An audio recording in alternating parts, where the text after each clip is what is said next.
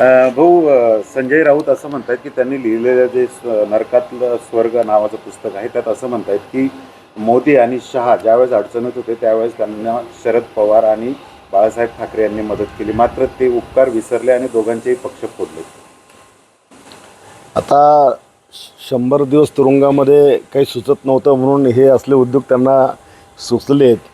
आणि मला तर वाटतं की हे जे काही नरकातला स्वर्ग आहे याला नरकात पण जागा मिळणार नाही एवढी पापया संजय राऊतची झालेली आहे.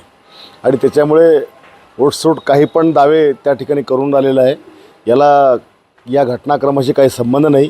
एक गोष्ट फक्त त्यात खरी अशी आहे की गुजरातच्या दंगलीनंतर मोदीजींना काढण्याच्या हालचाली पक्षातनं चालू होत्या. त्यावेळेला अडवाणींना बाळासाहेबांनी सांगितलं होतं की असं करू नका, त्यांना कायम ठेवा. एवढ्या गोष्टीचं माझ्यासमोरची आहे. पण बाकीच्या गोष्टी सांगतात त्या सगळ्या कलोकल्पित आहेत. पण त्यांनी असंही म्हटलं आहे की सध्या बाळासाहेबांचा जो पक्ष आहे हा लोफर माणसाच्या हातात गेला. तेच सांगतो ना मी की या टप्रूट माणसाला एवढं कळत नाही की ते राज्याचे मुख्यमंत्री, यशस्वी मुख्यमंत्री राहिलेत की महाराष्ट्राच्या आणि भारताच्या इतिहासात इतक्या कमी काळात इतक्या वेगाने काम करणारा मुख्यमंत्री यशस्वी होता दुसरा कोणीच इतिहासात नाही.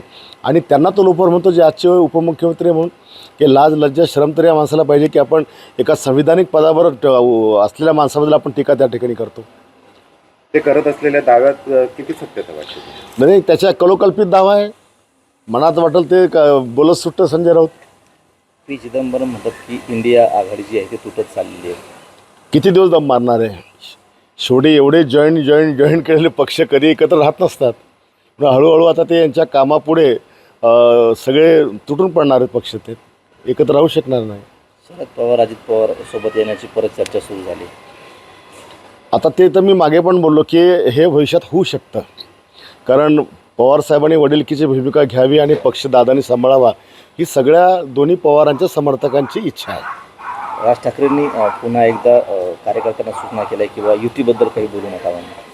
आता राजसाहेबांचा स्वतःचा पक्ष आहे, ते नेमका काय निर्णय घेतात हे त्यांच्यावर डिपेंड आहे. पण त्यांच्या पक्षाबद्दल आपण काय भविष्यवाणी करू शकतो?